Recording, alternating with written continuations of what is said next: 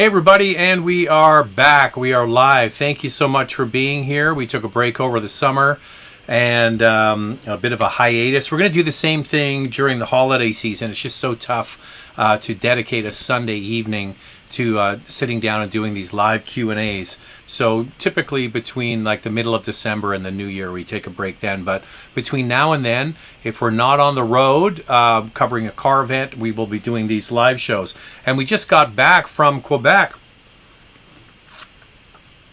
We flew into Montreal, and then we drove out to the eastern townships around the Magog area and drove the Kona. I don't have a picture. Oh, the Kona's there. There's the Kona. That video is going to drop on Wednesday, by the way. On Tuesday is when we do questions, coffee, and cars. And coming up on Saturday, we're getting back the MDX. We haven't driven it in 3 years. We did drive the Type S, but not just the base MDX. Or should I say it's going to be like the top trim, but not the Type S version. So that's happening. We're going to talk a little bit about the UAW strike. I also wanted to get some pictures in here, and I totally forgot to mention it last week, that because the show's back, yeah, we'd love to have your pictures. This one is from Clive, who's in the UK. That is his I-Pace, and it's 4 years old, and he had a problem with a compressor that cost him around £4,000 to get fixed. You know, that's Land Rover Jaguar reliability. But there you go. That won Car of the Year when it came out. And then here's our next picture. Excuse me. This is from Martin. He put an order in 2 years ago to get a Cayman GTS 4-liter. There it is on the right. And on the left is a beautiful 335. That's not a bad garage. He's got a full black leather interior with deviated lizard green seats. Okay. All right, let's get into the questions. Oh, by the way, if you want to get a picture in, send the picture to Zach@motormouth.ca. That's ZACK@motormouth.ca or ZACK@motormouth.ca. Okay, so there you go. Oh, I just want to give you a little update on the UAW strike. In the United States, Ford, General Motors, and Stellantis all have factories that are on strike. It's not all factories, but there are some strikes that are going on. There's going to be layoffs at part suppliers, and it could spill here into Canada with Unifor. So the UAW has dropped their initial offer from a 40% raise through 2027. That's a quite big amount of money they're asking for. So they initially started at 40%. They've dropped it down to 36 and moving the starting wage from $18 up to $25 as a starting wage.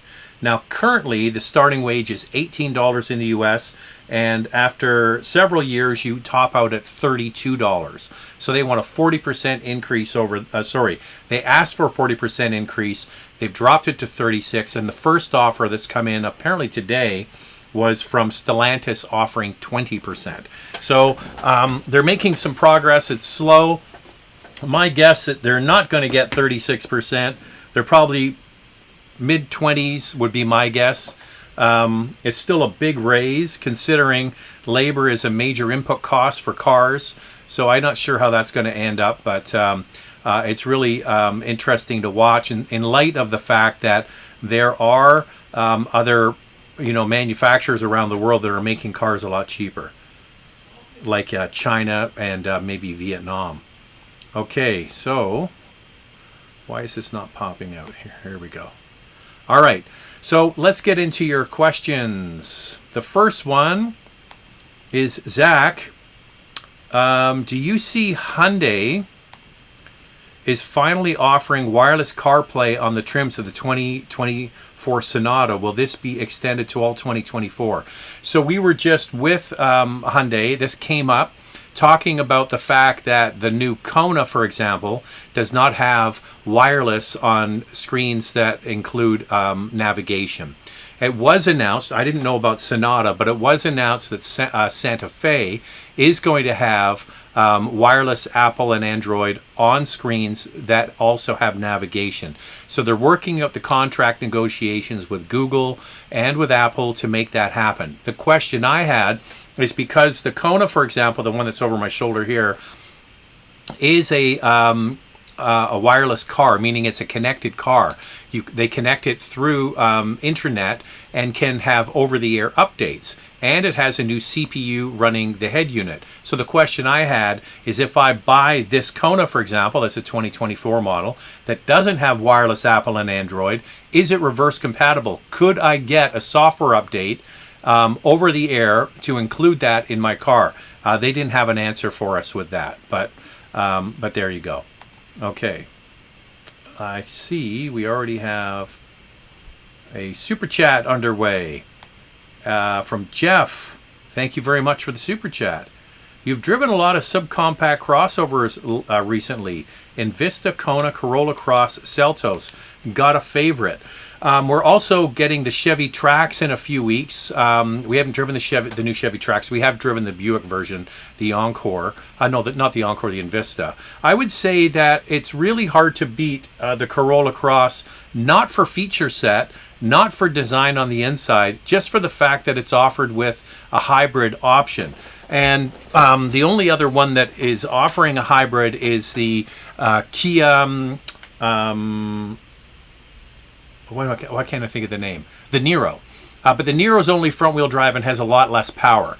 So that's one of the reasons why I would go, if it was my money, seriously considering if I was going to get a subcompact crossover, it would probably be the Toyota Corolla Cross Hybrid. And it also has just under 200 horsepower, so it's not exactly anemic to drive.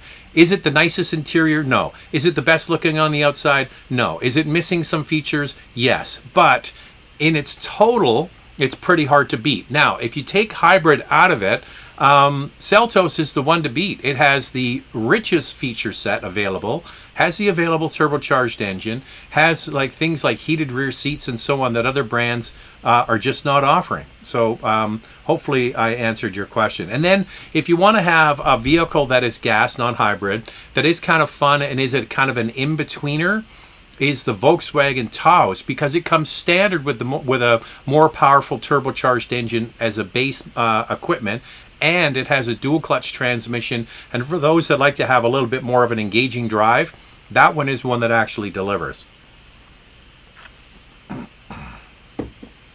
But thank you for the first super chat of the week. Here's KPKP. This is funny. $89,000 for a GR Corolla considered used on open road Vancouver.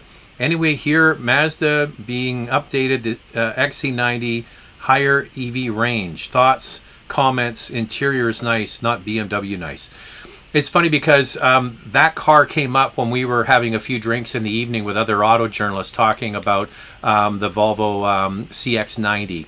And we were one of the first to come out after the first drive and say, you know, when we drove it initially down in the Bay Area in San Francisco, we thought it was quite good. And then we drove it again and it was like, well, it's not fully baked in my opinion. There's still some rough edges on the car that definitely need to be worked out. And I think that's something that they will definitely address. From what I heard from another journalist, that was feedback they got from the PR department at Mazda Canada. They started to hear some complaints saying people who drove it a second time were not as enamored with it as they were the first time.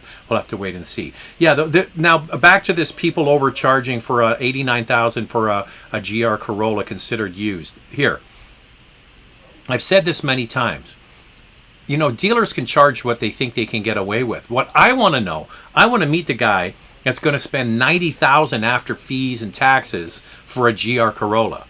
That's the guy I want to meet. And I want to smack him upside the head and say, what the hell do you think you're doing? It's a GR Corolla for 89 grand. Are you out of your mind? Okay, TGC, hey Zach.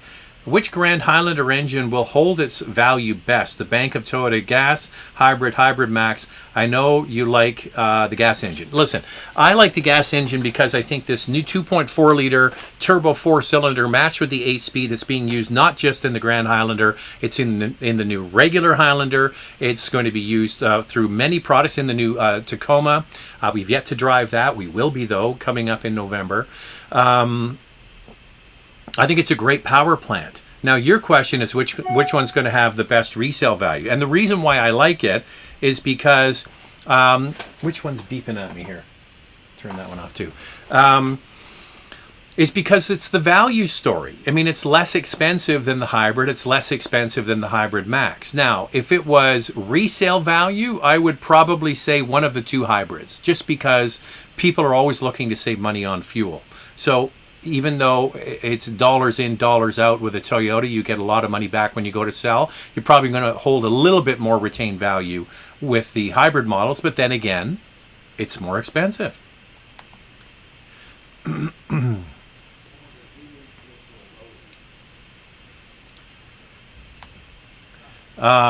Hey, Zach, I've been reading that the Porsche Macan had water leaking around the sunroof, and somewhere around the floorboards in and around the feet is still a problem with this new model. This is a problem with Porsche SUVs generally. We have two Cayennes, and if you do not clean the drains on a regular basis, when I get either of them serviced, I make sure they clean all the drains on the car, because we live in Vancouver. It's a rainforest. We get a lot of rain, and you can get moisture into the cabin. So things you want to check are the sunroof drains that are draining out down onto the ground. What other drains are there? There's drains in the front, there's drains in the back. There's also drains for the air conditioner, compressor. Anyway, the air conditioning system that creates moisture. You want to have, there's a drain that goes out through the firewall of the car and into the engine compartment. If that backs up, it spills water onto the inside of the vehicle, gets the carpet all wet. Underneath the carpet are electronic components, electronic shorts and failures. This happens. So it really is about making sure that you get all the drains cleared on a regular basis. When do you think the UAW strike will be over? Do you find 40% pay increase reasonable? As I mentioned, they've already walked that down to 36%. I think that is still a lot of money between now and 2027. My guess is it's going to be mid to high 20s by the time they're all done. Hey, Zach and Andrew, I hope your summer is great. I finally pulled the trigger and ordered a Ford Maverick. The hybrid XLT, about $40,000 out the door. Dealer says it'll take 12 to 18 months. So we have a viewer in Quebec. Gino is his name. He's ordered a RAV4 hybrid, and this was in January. He's still waiting for it, and here we are. It's almost October. His father-in-law ordered a Maverick hybrid in January, and he just got it in August. Now, from what I understand, the vehicle is so popular that they closed the 2024 order books. Like, they only have so much allocation. They can only make so many, put it that way. But you never know, because if you're looking and a dealer has one come in and they can't sell it because the person maybe can't get the financing or something's happened, you might be able to get one. So that might be your best deal. So I think that putting an order in for one is never going to hurt. Make sure it's a totally refundable deposit, and away you go. But I would love to have a Maverick, the hybrid. That's the one I would love to get. They put the prices up, though. That's the one thing they announced. I mean, why wouldn't you if you had a vehicle in such high demand?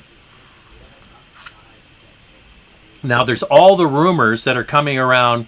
Toyota is going to counter with a hybrid sort of Toyota Corolla Cross based pickup truck. I'd also be interested in that. But put your order in and hope for the best. Here's Scott Young with another massive super chat. Scott, so generous. Thank you very much. Happy Sunday, Zach. I'm curious when we're going to see the Honda Civic Hybrid come to Canada. Haven't heard. We had an event here in Vancouver for the fireworks. We have a big fireworks festival that happens in July. over 3 nights, and it's sponsored by Honda. And the head of PR came from Toronto, and we had a great night, enjoying the fireworks, having some great food and a few cocktails, and basically talked to him about what's coming. And what's coming next from them will be, there's going to be a new Odyssey. There's also going to be the Passport. And what else was there? But he didn't mention anything about, the electric cars, of course. They're going to have the new electric SUV. But he didn't mention anything about the Corolla Hybrid, which I would love to drive. It's for sale in Europe. In fact, they never even brought in a regular gas one for the European market. It's hybrid only. And listen, Toyota is running away with sales when it comes to hybrids. They just selling so many.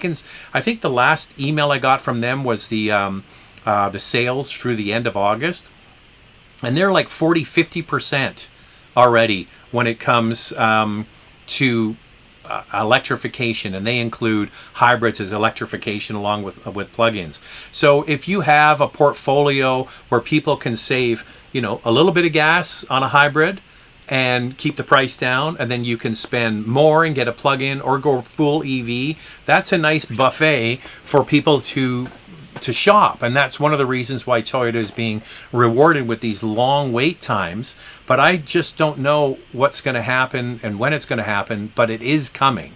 We've been told it's coming. When that is, I'm just not sure. But thanks again for the very generous super chat. So there you go. All right, back up to the top.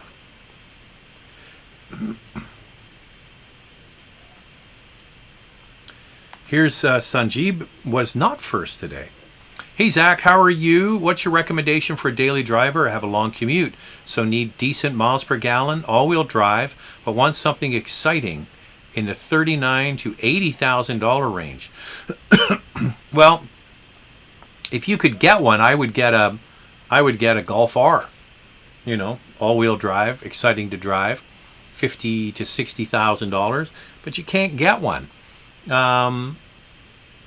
Something like that. What about a WRX, a Subaru WRX? That's 200 and I can't remember what the number is off the top of my head.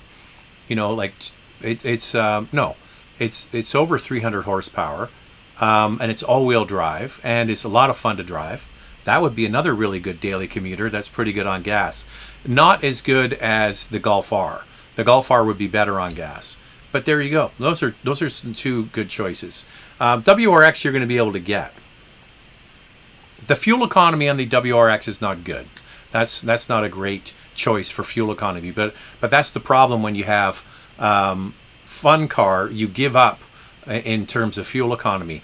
We are hearing from Volkswagen Taos buyers that they're getting excellent fuel economy on the highway. The new Volkswagen 1.5 liter turbocharged engine is returning incredible fuel economy for people who have it in the Jetta, and we're also hearing from people who have it in Taos that they're getting really good fuel economy as well.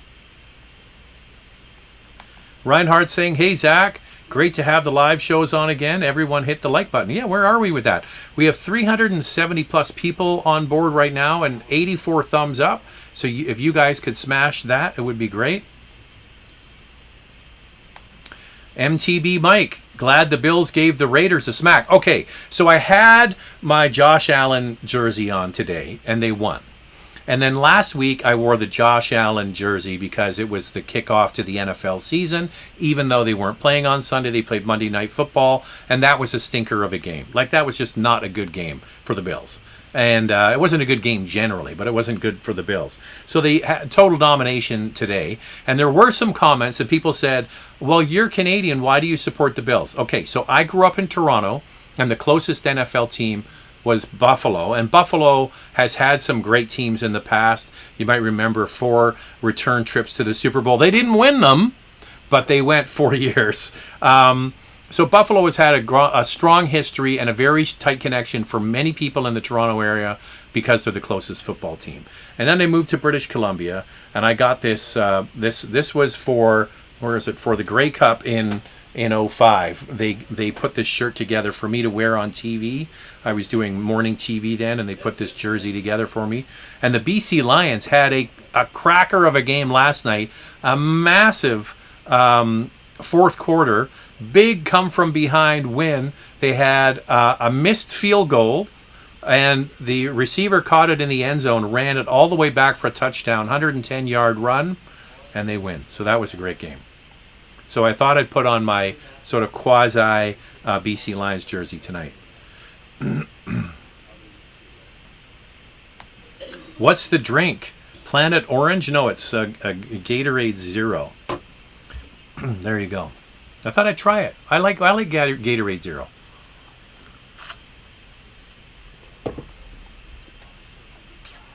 NFL is best, Zach, not the CFL. Hey, listen. I encourage you to go and watch the fourth quarter of the BC Lions game yesterday. That was great football. I hate to tell you. And I have this argument with my sons. My two sons are all on in the NFL, and I said, you gotta watch the CFL. It's 3-down football, way bigger field, totally different game. It's a totally different football game.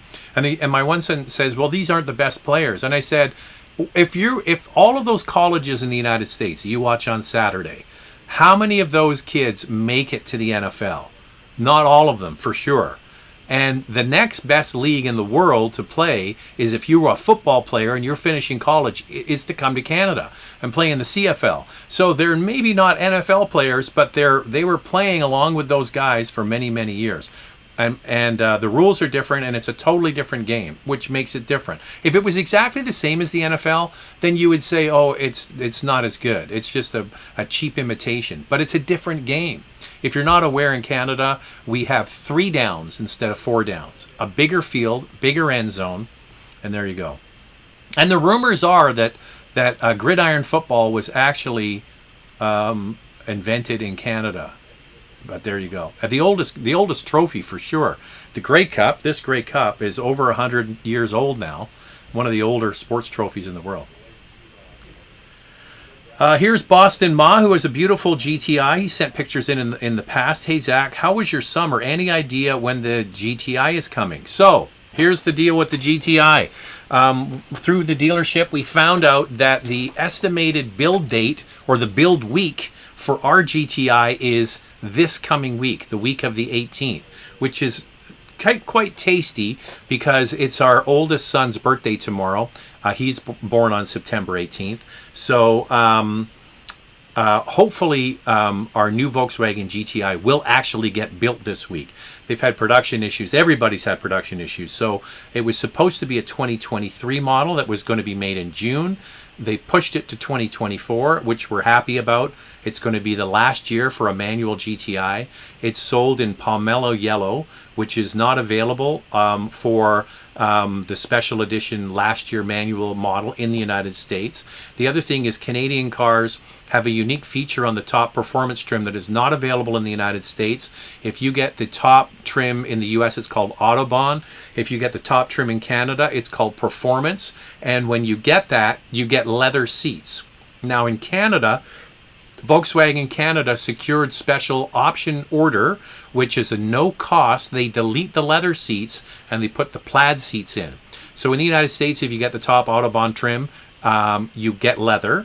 In Canada, you get the top trim. You can go leather or put the plaid seats. We went plaid seats, of course. And then you get the special color yellow, which isn't available in the US. So when it's coming, I would say, if it is made this week, I would say it'll be around the beginning of December. Okay, we have another super chat from Webb. What's your initial impression of the new Mini Cooper Countryman that was revealed this past month? Also, did you take delivery of the GTI yet? Well, I answered the second part yet. It hasn't even been made yet, so it's going to be made hopefully this week. I didn't really look a lot at the Mini Cooper and the Countryman. What I do know is the next generation is not going to be available with a manual transmission, which is the way the industry's going. And a lot of people are thinking is because it's mostly all around the uptake on manual transmissions. That isn't the case. The Volkswagen GTI and the Golf R in Canada, sales account for 40% of sales account for manual transmission. That's a high take rate, a very high take rate on manual transmission. Mini is another brand that actually has a relatively high take rate on manual transmission. This is all done because of new European emissions regulations. They can get better emissions and fuel economy with the or more stable fuel economy and emissions with the automatic transmissions, and that's what we're hearing from brands like the Volkswagen Group as to why they're getting rid of them, is they're just not able to achieve the kind of emissions and things they want with manual transmission. So they're all going away. Another reason why we ordered a GTI, I just think in the long run, it's not going to be a bad thing to own. There's going to be people that want those. But to the initial impression, I don't really have one. I've told this joke many times. There's two launches I don't need to go and see when I go to an auto show: the new 911, because it's going to look like a 911, and a new Mini, because it's going to look exactly like a Mini. Now, they're little changes, but not much. But thank you for the super chat.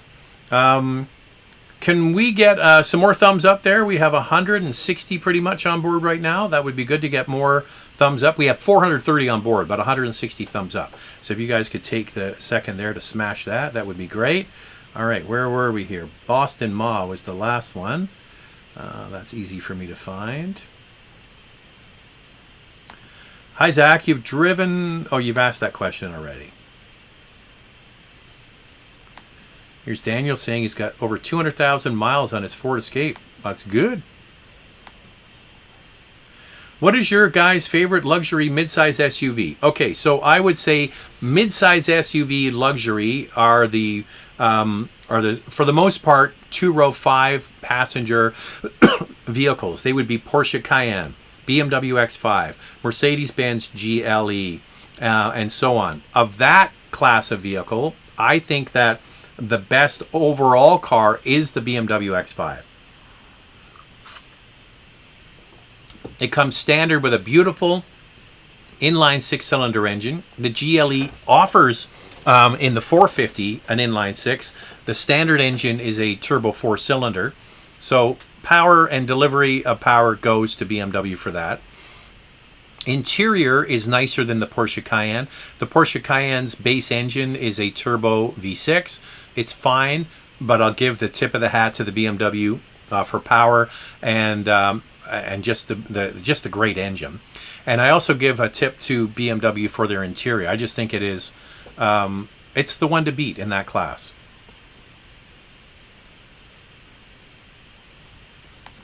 Boston Ma. Did you see the 4Runner being discontinued as the Land Cruiser is launching? Do you see a need for two offerings with body-on-frame, two-road, off-road SUV? I haven't seen that. I didn't hear that at all. I don't think they're going to get rid of the 4Runner. It's just such a staple for them because you got to think about it. I think if I don't know, and the Toyota's never going to tell us anything. My speculation is that the Land Cruiser could fill that hole for a lot of people. The price is quite high, but it could fill that hole for a lot of people. I just think with such an iconic nameplate, like, why are you bringing Land Cruiser back, especially to the Canadian market after 30 years, when you have a brand that's 4Runner that's already established? I think, and the other thing is the engineering has been done, right? Because they just scale it to make it a little bit smaller. It's going to be the same engines, same platform, all of that kind of stuff. So I don't see why they couldn't have a 4Runner and a Land Cruiser, but we'll have to wait and see. Or they might go totally off the rails and do a full EV one, which could be the case. Or they come back and bring back an FJ Cruiser, which would be cool. Why they stopped selling it, I don't know. Here's David Carey, a super chat from David Carey, but you didn't ask. Oh, here's here's your question here. Any plans to review the G90? We haven't had any plans to do it, but I will take it under consideration. One of the reasons is there's only so many cars that we can review in a year, and if we're going to review a certain number of cars for our side of the business. We actually want to get some views on them, right? And as much as the G90 is a beautiful car and we'd like to drive it and we've driven them in the past, it's not going to get any views. So it would take the same amount of time for us to shoot another car that will get more views. And we're in the business of eyeballs. So I'll put it under consideration. Thank you very much. And I appreciate it. But I'll put it under advisement. I'll see if it's still available. It's just the thing is, if you're going to do a car review on our side, it would also be nice to get some views. Now, this is someone with a good eye. Nice watch. Is that a Patek Philippe Aquanaut? It is not. I wish it was, but it is not an Aquanaut. And the reason why I love the Aquanaut is because that's the watch that Paul McCartney wears. And if it's good enough for Paul McCartney, it's good enough for me. It is not. It is the new Zenith Pilot, and it just arrived yesterday. I just picked it up yesterday. So it's pretty cool. The new Zenith Pilot, which does look suspiciously like an Aquanaut, I gotta admit. And I'm an Aquanaut sucker, so maybe that's why I wanted it so bad. Here's Brian with another super chat. 219 All-Track S DSG or 2022 Atlas SE, only one kid. All-Track all day long. And I'll tell you why. The resale value on those things is crazy good. And you're probably noticing that as you're looking for 2019 All-Track, the kind of prices these people are fetching for these. You know, it's got 1.8 liter turbo engine. Is it 200 horsepower, 200 pound-feet of torque? I'm trying to remember the horsepower. It was 200 pound-feet of torque, 190, somewhere in there. And the prices on these things is just astronomical. The people that are selling them now, from what I've heard, they're getting close to what retail was when they were brand new. And that will continue because station wagons, like manual transmissions and anything fun or cool, seems to be going away. We have another, so hopefully that works for you with a one kid, but you'd be surprised what you can get in a station wagon. Now, an Atlas for one kid seems to be overkill. Okay, this is Yadel with a super chat. Thank you very much. I don't see your question, but there you go. MTB Mike says, nice Zenith. There you go. Thank you very much. Thank you very much. I just love the All-Track. I thought it was a great car. My dad has the Sport Wagon. He's got a Sport Wagon all-wheel drive. He didn't get the All-Track, and now in hindsight, maybe it would have been better. But either way, they're both good.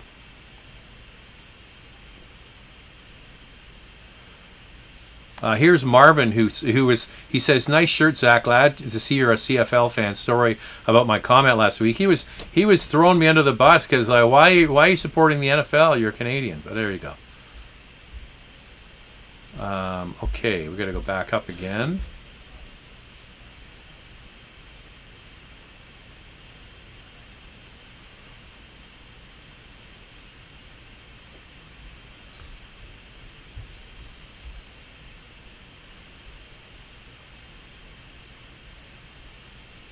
Okay, we're found out where I was. Hey, Zach, I'm expecting to receive a 23 Sportage X-Line non-hybrid this week. What are your thoughts on the non-hybrid engine in the Sportage? I'll translate that Sportage south of the border. The Kia Sportage, I liked it. We drove it at the launch, and I was surprised by it's powerful. It's adequate. It's adequate power. The transmission worked well, and it was fairly quiet. I mean, if you want to have a non-hybrid and a gas, I have no problems getting behind that car. Interesting conversation I had at dinner. So we were on the Kona launch, and they had two quality assurance engineers there. And I asked one of the quality assurance engineers, actually both of them, about issues popping up with the Hyundai and Kia engines. Now, if for many people are aware that they had some quite a few problems with older engines, where they had to replace a bunch of engines. And I asked, how are the new batch of engines? Because what they do is they study any kind of failures or things that are coming up in the marketplace. They order the parts, like say, pick an item like water pumps. Say they saw a bunch of water pumps failing in a certain brand from Hyundai or Kia. It would be the same thing at Kia. They'll ask to get those parts from a bunch of different cars, and then they'll bench test them and look for what the problem is. Then they send that report to the quality assurance department in North America, which ultimately gets sent back to Korea. So these guys are on the front lines of dissecting what the hot issues are when it comes to engines and components that are failing. And they were reporting to me that they work for the company, but they're basically saying the major problems that they had in the past are just not showing up now, and they're seeing much better and more robust engines. So I'm a big fan of the Sportage. I think they do a great job with those cars, and I got no problem at all recommending the gas model. What SUV gives the most adult-friendly third-row SUV seats? Okay, so we're going to break this down into large three-row SUVs that are not what we call body-on-frame or built on trucks, and then the ones that are built on trucks, like the Escalade, the Suburban, or the Tahoe, those sorts of things. So the non-body-on-frame trucks, the largest and the ones with the best third-row seats would be the Toyota Grand Highlander, the Volkswagen Atlas, the Chevrolet Traverse, and then the Korean cousins, which would be the Telluride and the Palisade from Hyundai and Kia. So they all have fairly large three-row seats in the third row. Then you move to the body-on-frame SUVs, and then you get into the bigger vehicles like a Suburban, especially the longer body version is going to have, same with the Cadillac, they're going to have a lot more space in the third row.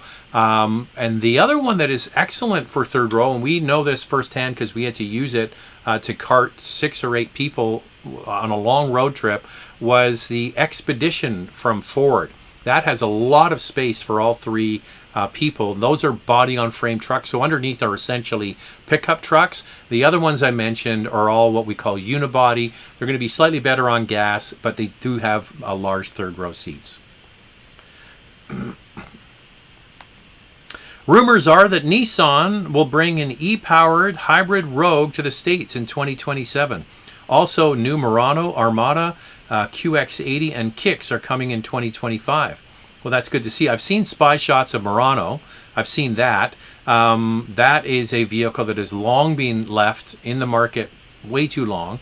And that's one of the problems we see with Nissan, and especially with Infiniti, is they just leave their cars for far too long. The Kicks is a little star, though. That thing is actually pretty damn good for what it cost. As just a little front-wheel drive city runabout, I like that one.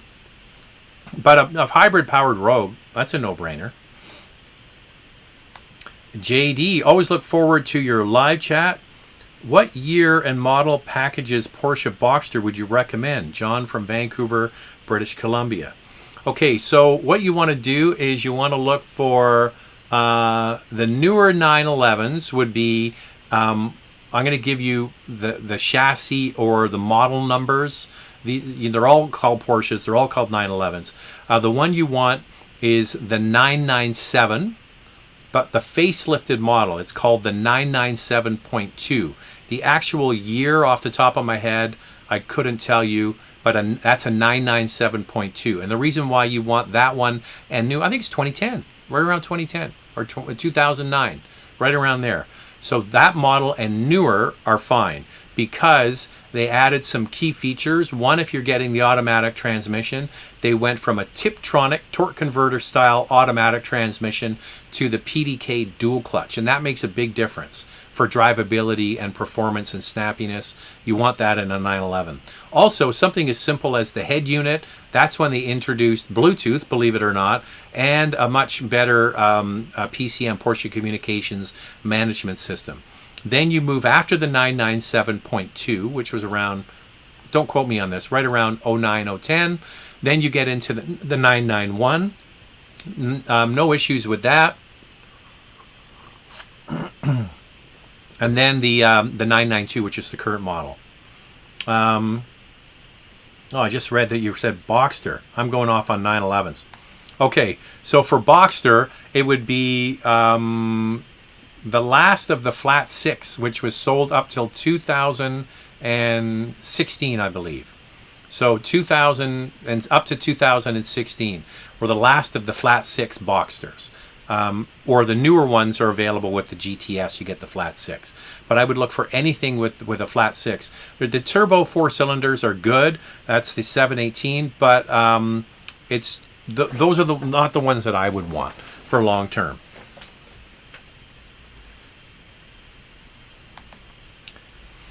Do you think the auto industry will go back to pre-COVID times, like you could go out and pick up a car and come home on the same day? I think that some brands are already starting to get there. We're seeing slowdowns in some areas, especially around large trucks from the domestic manufacturers. If you go to a Jeep and Ram store, there are Rams and Jeeps there to buy. We're starting to see inventories. We're starting to see incentives in place. So the domestic truck market, now that could all be thrown out the window now that they've got the UAW strike. But up until this past week, there was some availability there. I don't think the car manufacturers want to get back to having lots full of cars. That means you have to discount. That means you have to put incentives in play. It does piss off the consumer, though, that they can't get a car in a timely manner. But hopefully they can work on their supply chains, and you could go and test drive a car and order it and get it within a few months would be great, or maybe even a few weeks. But we're not there yet for many of these brands. I think that what's going to push this along is if there is a more protracted slowdown in the economy, we might start to see inventories fill up and there be incentives and deals again. I'm not sure they want to go back to that. They like the price stability they have of having no inventory and people paying full retail. That's a model I think they're really enjoying, because even though they're selling less cars, profits are still very, very strong. Okay, we've got some new super chats that have come in, so thank you guys for that. Always like to see, and it's more just that I can see what's come in. It's highlighted to me. Tagus, I think is how you say the name. Any two-row SUV with good legroom like Accord. More luxury than Cross Sport, but not an 80,000 plus like the X5 or Q8. Have Q5 PHEV, love it, except for second row legroom. Okay, so if you want to have a two-row SUV with good legroom like an Accord and more luxurious, the ones that offer a lot of space for legroom are the Hyundai and Kia cousins, the Kia Sportage and the Hyundai Tucson. And the higher trims are really quite lovely inside. Like, they have nice big screens, all the features, all the benefits. I would put the Advantage Kia for interior design, and they have really big back seats and a lot of legroom, similar to what you would get with an Accord. So those two are a couple of the bigger ones in that category. If you wanted to go for a mid-size SUV but not spend as much as, say, an X5, you could shop in the Jeep Grand Cherokee. I was going to say Grand Highlander. I got Grand Highlander on the brain. The Grand Cherokee, not the long wheelbase version of that, but the regular Grand Cherokee now has gotten quite a bit bigger, more space, first and second row legroom. So that's one that is luxurious, but not as expensive, if you can keep the packages down, as, say, an X5. But the Hyundai and Kia, they offer a lot of room for those vehicles. Here's Jerome in Quebec, sent me an email, said hopefully we could get together to meet when you're in Quebec, but as I explained to him, these events are all timed down to, within an hour. So it's always nice to have this idea. We're going to have lots of time on our hands, but not the case. But thanks anyway for reaching out. And what was your question? And a super chat too. Something I don't understand, why car makers say they can't cut costs, but they proceed to add more and more stuff nobody asked for or needed. That's a good point. You would be well advised to look at sort of base model cars. They can come pretty stripped down, and they are the least expensive versions. But a lot of the stuff that's getting added into cars is just based on a competition basis. As if you have a competitor that's offering, all kinds of advanced safety features, and you want to include it in your car, well, there's a cost to that. There's a race for who can offer more power. There's a race for who can offer better fuel economy. All of these things have a cost. And then people say, well, I'd be quite happy with just a little small screen. But the reality is a lot of people aren't happy with that. So you look at the features. Like I always tell people, when I started reviewing cars in the 90s, a Honda Civic had no right mirror and no rear wiper. If you wanted a right mirror and a rear wiper, that was extra. And it didn't have air conditioning, and it had wind down windows. Now just think how far we've come now with a Honda Civic. So of course the right mirror is included, and so is the rear wiper on the hatchback, but you've got all of the advanced safety features that are included. You know, autonomous braking, almost a semi-autonomous steering on that car with the cruise control, all kinds of stuff and features. The power is way more. By the way, that car back in the early 90s maybe had 80, 90 horsepower. Now a Civic is, you know, actually a fun little car to drive. So yeah, it's nice to think that we would love to have these stripped down basic cars, but that's not what the consumer is demanding. And when you have competitors that are offering those things, they're going to get more attention, which is what competition is all about. I wouldn't mind if you had like a stripped down model that you could get, you know, basic stuff, but they don't sell. The reality is most people are not buying stripped down models. Here's another super chat from the same person who's not asking questions, but thank you for the super chat. So that's very nice of you. Okay, where are we at? We're at 490 on board. We did go over 500 a moment ago. Okay. Let's go back up and see if we can find where we were with the questions.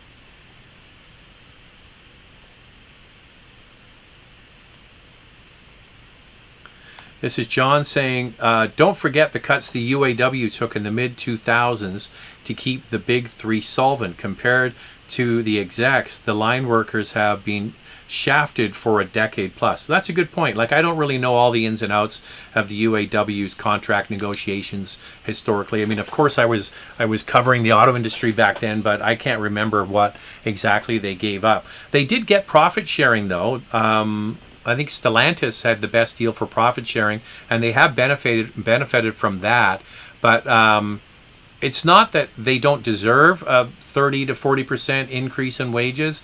It's just it's not going to be easy for these car companies to maintain price competitiveness with other jurisdictions with high labor costs. So I'm not sure what they're going to do about that. And there's a lot of worry about the shift towards EVs inside these unions, about where does that leave the workers. The problem is the shift towards EV is not going to be cheap for a lot of these legacy car brands. Tesla, with only making EVs, has price competitiveness because that's all they do. These other companies have still got to make all of their other cars and engineer and do all the work that goes into that. And they're just not able to put all of the resources into building EVs. And that's one of the problems with these legacy car brands versus startups like Lucid or Rivian, or of course Tesla has now 40% plus market share in the US. So I don't know what the answer is, but you're right, it's a good point.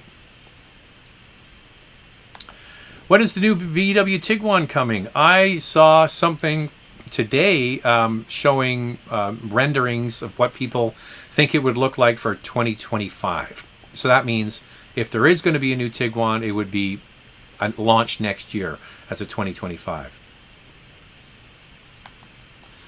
Should I start lining up now for a Kia EV9 or hold out for the Toyota BZ5X to come out? What about the EX90? Too expensive to compete. Well, the EX90, as we know, we just did a little walk-around video of it. It starts at $80,000 US. It's going to be well over 100. It has to be in the Canadian market. Won't qualify for rebates. Neither will the EV that's coming from, of course, Kia and Hyundai, because they're going to have imported batteries. I'm just trying to think now. I'm trying to remember. Just as soon as I said that, I thought to myself, where's the manufacturing? Regardless, they're not going to be inexpensive vehicles. And should you put your name on the list? I think if you could get one, there wouldn't be much downside to it. There's not going to be that many around. Anybody's got one. There's always going to be a strong market for it, at least initially, as the honeymoon phase is around. I just think that, I just don't see why. Back to your question, yeah, I don't think there's any problem if you want to put your name down for the Kia. But I'm on a bigger philosophical question. Is this the best use of the resource to get more people into electrified vehicles with large 3-row SUVs? What about the little, back to Jerome's point about basic transportation that is inexpensive to run and to operate? Like, I would love it if we had the Volkswagen ID3 in North America, or the ID2, or some of the other cars that are sold in Europe from Fiat and Renault that could be brought in under a different name. I'm not sure there's going to be a lot of appetite for Chinese cars badged as Chinese cars here. Of course, we have Volvo and we have Polestar that are going to be bringing in these cars that are based in China and built in China. Of course, they're still based in Sweden, but the manufacturing is there. I'm not sure what the appetite is for that. If they know it's a Chinese brand, are going to want it.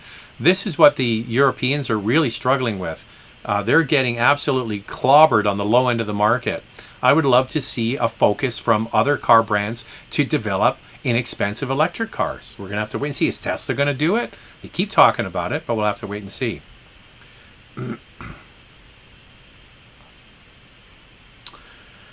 Okay, we have another super chat. Why today's cars are very delicate and have to take into the garage more often than older cars? Well, that is just statistically not true. Modern cars are much more reliable than they ever have been. Now, when it comes to collisions, modern cars are much, much, much more expensive to repair than older cars. They just have way more technology embedded in them. Back to Jerome's question about inexpensive cars and what's going in. Cars have radar. They have cameras in the windshield looking down the road. All of this stuff needs to be repaired and recalibrated and fixed. All the sensors in the cars for cross-traffic alert all have to be fixed and calibrated before the car is sent out. So there's just way more technology. Headlamps now are much, much more intricate. LED headlamps, active shutter headlamps that are just a fortune to replace if you're in an accident. So repairing a car that's been in an accident is much more expensive, but the actual breakdowns are not happening as much. What we're seeing, the trend in the industry is to people complaining about the infotainment screens and the software. That's stuff that isn't mechanical breakdown. That's just a pain in the ass and has to be figured out and taken back to the dealer. But actual repairs are not like they used to be. Sometimes the good old days weren't that good, but they're not as delicate. I'm not sure what you mean by that. Delicate.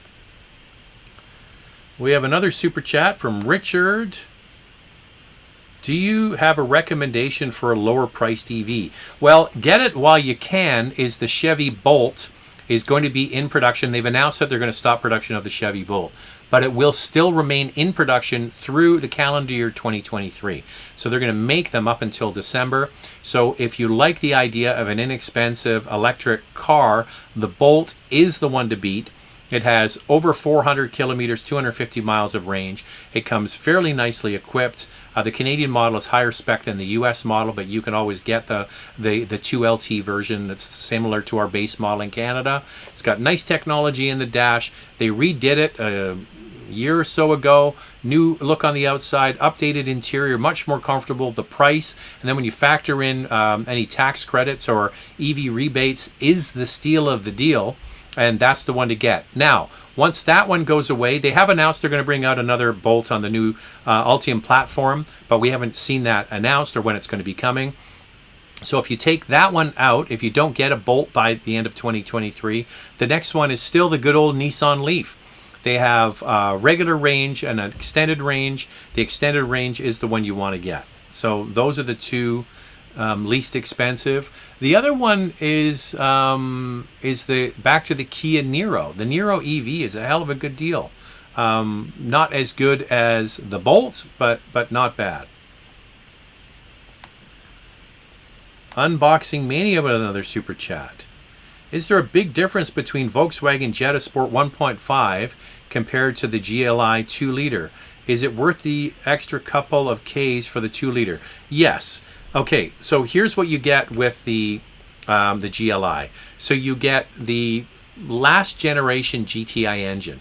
So that is the, what's the price? What's the horsepower? 228 horsepower. And the new GTI engine is 241. So it's only 11 or 12 horsepower less. So you get the GTI engine, you get the independent rear suspension, where on the GLI is a torsion beam rear suspension. You get a slightly lowered suspension, you get bigger wheels and tires, and the GLI comes pretty much loaded at one price. So the 1.5 is very good on fuel. If you're doing especially a lot of highway driving, we hear back from viewers that have Jettas saying it returns incredible fuel economy, hybrid-like fuel economy on the highway. Like, it's really good on gas. So if that's your motivation and you do a lot of highway driving, the Jetta gas will deliver great fuel economy. But the GLI adds in the dual clutch, a manual available, fully loaded, more horsepower, better suspension, and if you're kind of looking at the top trim of the Jetta, it might be worth it to go to the GLI. Another super chat. Do you still think the Mach-E? I'm thinking one. Do you still not like the Mach-E? No. I like the Mach-E. I especially like the GT. I'm not a fan of the suspension. I find the suspension rebounds over bumps and gives this sensation the back end is kind of bucking around like a Mustang. Get it? Now, if you get the GT version, it comes with the MagnaRide suspension or magnetic ride control, and that clears all that up. So that's my only quibble with the car. Other than that, I think they've done a good job. And it was interesting because when we initially did the Mach-E review, we hadn't driven all the other new EVs that were still to come, like the Ioniq 5 and the EV6 and all of these other EVs. Now that we have driven all of those, the Mach-E actually is very well done. I don't like the little door handle thing, but that's a personal thing. It's fast as hell. It's got actually pretty good room. My complaint is the suspension. So try it, and if you can live with the suspension, go for it. Okay, where are we at now? We're at 485. We did go over 500 earlier. If you guys could smash the thumbs up, that would be great. Let me see if we can squeak a few more questions in here. Don't forget, we did it earlier, were the pictures. Zach at motormouth.ca. That's ZACK at motormouth.ca. Gets the questions in, the pictures in. Not the questions, the pictures in. Don't do questions via email. No, that's not how we do it. It's the pictures if you want to get your picture on. Or that's ZACK at motormouth.ca if you want to get your picture of your car on the live show for next week. Okay, let's try and figure out where I was again. Oh, now we're back over 500 again. Nice.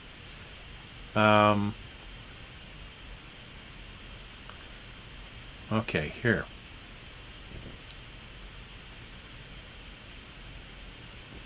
This is from AG. Do you think Camry SE without hybrid and all-wheel drive is only available, still making sense to go long-term in Ontario? Love your channel, even if you miss replying. Okay, well, glad we got you on.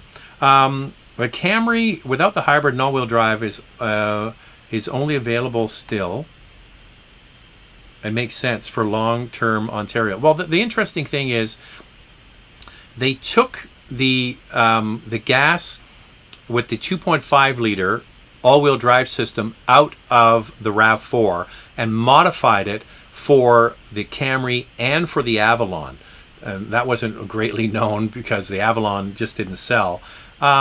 But yeah, I mean, that's proven technology. If you're wanting to buy a vehicle and keep it long term, you like the idea of all-wheel drive, which is very different than hybrid all-wheel drive. Like, for example, with Prius, you get the all-wheel drive available. Or it comes now standard in Canada with all-wheel drive, but that's only got a little electric motor at the back.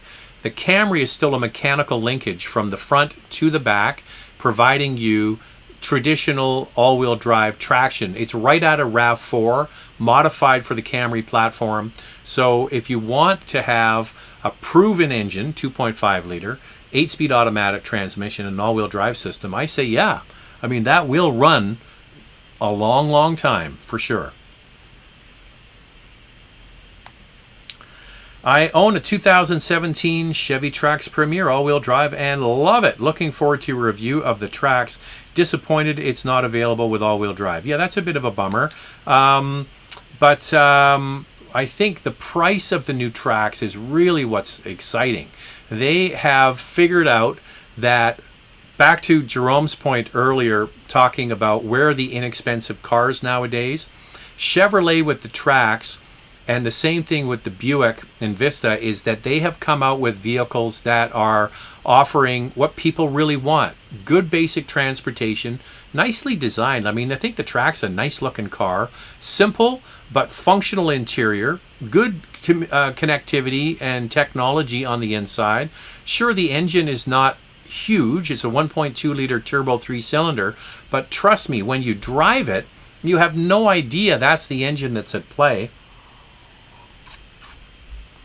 And then when you factor in what they're charging for it, that's one of those vehicles that just is going to open up the door for many new people to consider getting a Chevrolet, just because they're looking for, efficient, easy to drive transportation. And I was pleasantly surprised with the two Buicks that we drove, both based on the similar platform. So in a couple of weeks, we're going to get it. I'm looking forward to driving the Trax. When I found out it was available, I was like, great, I'm looking forward to driving it. Okay, we have two, a couple of more super chats before we go. Do you know when the Ford Explorer EV is coming? That's a quick answer for you. I don't know that. I have $9,000 in equity in my gas-powered car. I got it at 1% interest rate. I want to come out of auto loan. Will I get a reliable working used car for $10,000? I have $9,000. Okay.